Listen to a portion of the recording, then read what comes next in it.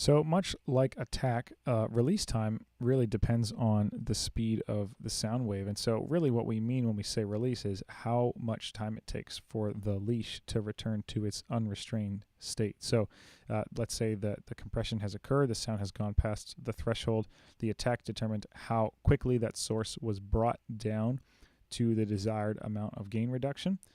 And the release determines how much time it will take for it to return back to that state of being uncompressed. So this will vary depending on the source that we're looking at and the frequency band that we are particularly assessing. So for these higher frequency sounds, we can use a quicker release time that will allow the source to return to its uncompressed state quicker before the next word or phrase happens. So sometimes in phrases where there's many words stacked together, if the compression doesn't have enough time to release, it will stay in compression longer than necessary, and that can create sort of a pumping effect, or it can make the compression feel too obvious. And really, we don't want the compression to feel obvious. We want it to be kind of a kind of thing that you would miss if it wasn't there. And so rather than making it blatantly obvious, we want to set it up in such a way that it's discreet and subtle, but makes our job easier.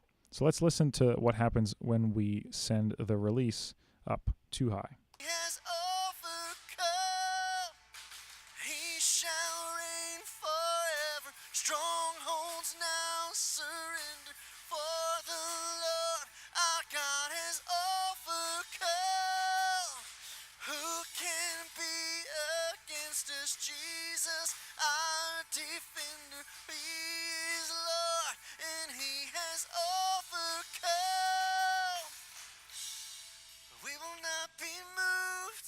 So right about there, it has room to rebound and go back to an uncompressed state before it's asked to handle the next piece of material that's coming towards it. So our settings are going to be a little bit different for release time for low frequency information. So let's give that a listen.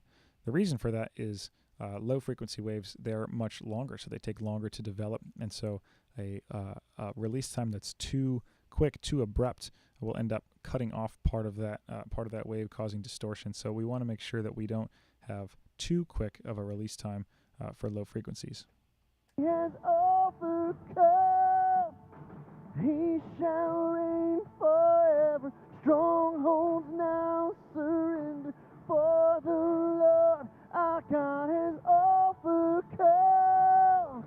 Who can be against us? Jesus, our defender. He is Lord, and He has overcome. We will not be moved. So you can see that the line here that represents volume reduction, it has enough time to get back to where it needs to be before it's asked to do the next thing. For the most part, there are definitely some instances where words are just really, really close together, or what the singer's singing with notes are really close together.